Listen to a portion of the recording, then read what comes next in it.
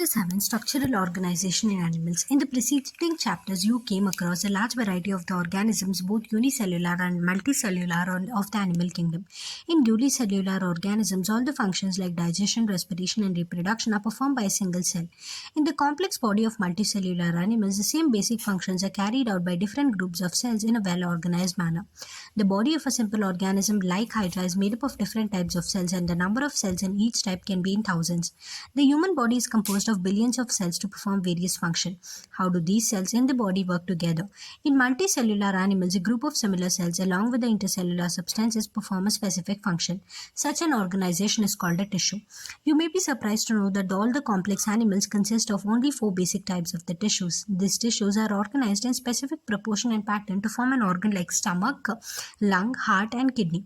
When two or more organs perform a common function by the physical and or chemical interaction, they together form the organ system.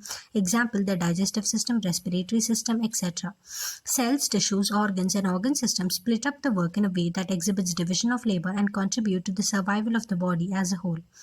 Animal tissue.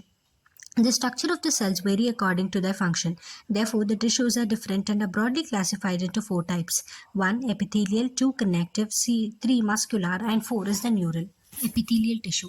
We commonly refer to an epithelial tissue as epithelium. Plural is the epithelia. This tissue has free surface which faces either the body fluid or the outside environment and thus provides a covering or the lining for some part of the body. The cells are compactly packed with little intercellular matrix. There are two main types of the epithelial tissues, namely the simple epithelium and the compound epithelium. Simple epithelium is composed of a single layer of cells and functions as a lining for the body cavities, ducts, and tubes. The compound epithelium consists of two or more cell layers and has protective functioning as it does in our skin. On the basis of the structural modification of the cells, simple epithelium is further divided into three types. These are squamous, cuboidal, and columnar. The squamous epithelium is made of a single thin layer of flattened cells with irregular boundaries. They are found in the walls of the blood vessels and the air sacs of the lungs and are involved in functions like forming a diffusion boundary. The cuboidal epithelium is composed of a single layer of tube-like cells. This is commonly found in ducts of glands and tubular parts of the nephron, in kidneys, and its main functions are secretion and absorption. The epithelium of the proximal convoluted tubule (PCT) of the nephron in the kidney has microvilli. The columnar epithelium is composed of a single layer of tall and slender cells. Their nuclei are located at the base. The free surface may have microvilli. They are found in the lining of the stomach and the intestine and help in secretion and absorption. If the columnar or the cuboidal cells bear cilia on their free surface, they are called ciliated epithelium. Their function is to move the particles or the mucus in a specific direction over the epithelium. They are mainly present in the inner surface of the hollow organs like bronchioles and fallopian tubes. Some of the columnar or the cuboidal cells get specialized for secretion and are called the glandular epithelium. They are mainly of two types: unicellular, consisting of the isolated glandular cells, goblet cells of the alimentary canal, and multicellular, consisting of the cluster of cells, salivary gland. On the basis of the mode of pouring of their secretion, glands are divided into two categories, namely the exocrine and the endocrine glands. Exocrine glands secretes mucus, saliva, earwax, oil, milk, digestive enzymes, and other cell products. These products are released through the ducts or the tubes. In contrast, endocrine glands do not have ducts. Their products, called hormones, are secreted directly into the fluid bathing the gland. Compound epithelium is made up of more than one layer, multi-layered of cells, and thus has a limited role in secretion and absorption. Their main function is to provide protection against the chemicals and mechanical stresses. They cover the body surface of the skin, the moist surface of the buccal cavity, pharynx, inner lining of the ducts of the salivary glands and of the pancreatic ducts. Cells in the epithelium are held together with little intercellular material. In nearly all the animal tissues, specialized junctions provide both structural and functional links between its individual cells. Three types of cell junctions are found in the epithelium and the other tissues. These are called as tight, adhering, and gap junctions. Tight junctions helps to stop the substances from leaking across the tissue. Adhering junctions perform cementing to keep the neighboring cells together. Gap junctions facilitate the cells to communicate with each other by connecting the cytoplasm of the adjoining cells for rapid transfer of the ions, small molecules, and sometimes the big molecules. Connective tissue. Connective tissue are the most abundant and widely distributed in the body of the complex animals. They are named connective tissue because of their special function of linking and supporting other tissues or organs of the body. They range from soft connective tissues to specialized types which include the cartilage, bone, adipose, and the blood. In all connective tissues except the blood, the cells secrete fibers of structural proteins called collagen or elastin. The fibers provide strength, elasticity, and flexibility to the tissue. These cells also secrete modified polysaccharides which accumulate between the cells and the fibers and act as matrix ground substance. Connective tissue are classified into three types: 1. Loose connective tissue, 2. Dense connective tissue, and 3 is the specialized connective tissue. Loose connective tissue has cells and fibers loosely arranged in a semi-fluid ground substance. For example, the areolar tissue present beneath the skin. Often it serves as a support framework for the epithelium. It contains fibroblasts, cells that produce and secrete fibers, macrophages, and the mast cells. Adipose tissue is another type of the loose connective tissue located mainly beneath the skin. The cells of this tissue are specialized to store fats. The excess of nutrients which are not used immediately are converted into fats and stored in this tissue. Fibers and fibroblasts are compactly packed in the dense connective tissue. Orientation of the fibers show a regular or irregular pattern and are called dense regular and dense irregular tissues. In the dense regular connective tissue, the collagen fibers are present in rows between many parallel bundles of fibers.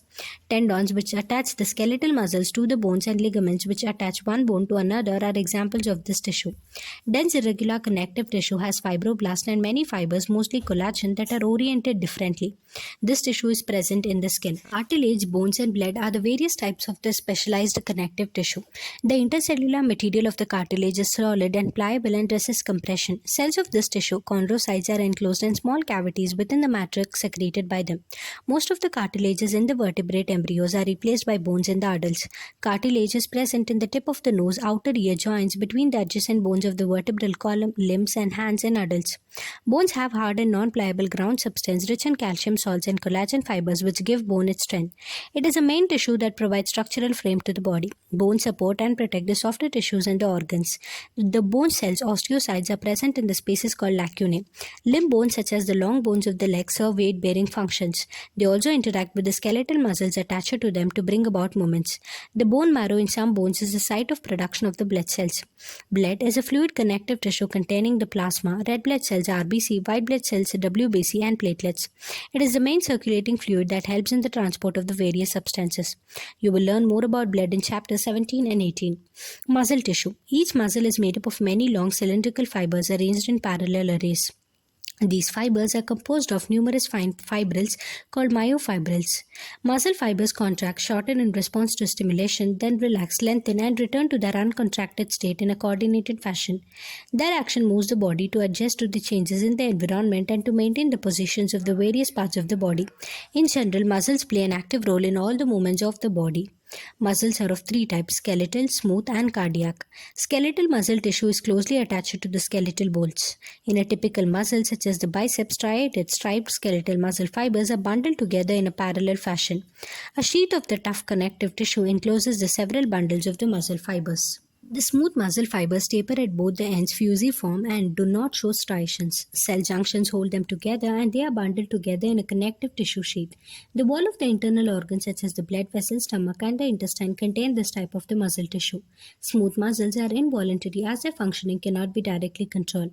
We usually are not able to make it contract merely by thinking about it as we can do with skeletal muscles. Cardiac muscle tissue is a contractile tissue present only in the heart. Cell junctions fuse the plasma membrane of the cardiac muscle cells and make them stick together. Communication junctions, intercalated disc at some fusion points, allow the cells to contract as a unit. That is, when one cell receives a signal to contract, its neighbors are also stimulated to contract. Neural tissue. Neural tissue exerts the greatest control over the body's responsiveness to changing conditions. Neurons, the unit of neural system, are excitable cells. The neuroglia cells which constitute the rest of the neural system protect and support the neurons. Neuroglia make up more than one half the volume of the neural tissue in our body. When a neuron is suitably stimulated, an electrical disturbance is generated which swiftly travels along its plasma membrane. Arrival of the disturbance at the neuron's endings or output zone triggers events that may cause stimulation or inhibition of the adjacent neurons and other cells. Cells, tissues, organs, and organ systems split up the work in a way that ensures the survival of the body as a whole and exhibit division of labor. A tissue is defined as a group of cells along with the intercellular substances performing one or more functions in the body. Epithelia are the sheet-like tissues lining the body surface and its cavities, ducts, and tubes. Epithelia have one free surface facing the body fluid or the outside environment. Their cells are structurally and functionally connected at the junctions. Diverse types of the connective tissues bind together, support, strengthen, protect, and insulate other tissues in the body. Soft connective tissue consists of protein fibers as well as a variety of cells arranged in a ground substance. Cartilage, bone, blood, and adipose tissue are specialized connective tissues. Cartilage and bone are both structural materials. Blood is a fluid connective tissue with transport functions. Adipose tissue is a reservoir of stored energy. Muscle tissue, which can contract, shorten in response to stimulation, helps in the movement of the body and the specific body parts. Skeletal muscle is the muscle tissue attached to the bones. Smooth muscle is a component of the internal organs. Cardiac muscles make up the contractile walls of the heart. Connective tissue covers all the three types of the tissues. Nervous tissue exerts greatest control over the response of the body. Neurons are the basic units of the nervous system. Earthworm, cockroach, and frog show characteristic features in the body organization. In Ferretima postuma earthworm, the body is covered by the cuticle. All the segments of its body are alike except the 14th, 15th, and the 16th segment, which are thick and dark and glandular, forming clitellum. A ring of S-shaped chitinous setae is found in each segment. These setae help in locomotion. On the ventral side, spermathecal openings are present in between the grooves of the 5th and the 6th, 6th and the 7th, 7th and the 8th, and 8th and the 9th segments. Female genital pores are present on the 14th segment and male genital pores on the 18th segment. The alimentary canal is a narrow tube made up of the mouth, buccal cavity, pharynx, gizzard, stomach, intestine, and anus. The blood vascular system is of closed type with hearts in the valves. Nervous system is represented by ventral nerve cord. Earthworm is hermaphrodite. Two pairs of testes occur in the 10th and the 11th segment, respectively. A pair of the ovaries are present on the 12th and the 13th intersegmental septa. It is protrandrous animal with cross fertilization. Fertilization and development takes place in the cocoon secreted by the glands of the clitellum. The body of the cockroach, Periplaneta americana, is covered by chitinous exoskeleton. It is divided into head, thorax, and abdomen. Segments bear jointed appendages. There are 3 segments of the thorax, each bearing a pair of walking legs. 2 pairs of the wings are present, 1 pair each on the 2nd and the 3rd segment. There are 10 segments in the abdomen. Alimentary canal is well developed with the mouth surrounded by the mouthparts, a pharynx, esophagus, crop, gizzard, midgut, hindgut, and anus. Hepatic caecae are present at the junction of the foregut and the midgut. Malpighian tubules are present at the junction of the midgut and the hindgut and help in excretion. A pair of salivary gland is present near the crop. The blood vascular system is of open type. Respiration takes place by the network of trachea. Trachea opens outside with the spiracles. Nervous system is represented by the segmentally arranged ganglia and the ventral nerve cord. A pair of testes is present in the 4th, 6th segments and ovaries in the 2nd to 6th segments. Fertilization is internal. Female produces 9 to 10 ootheca bearing developing embryos. After rupturing of single ootheca, 16 young ones called nymphs come out.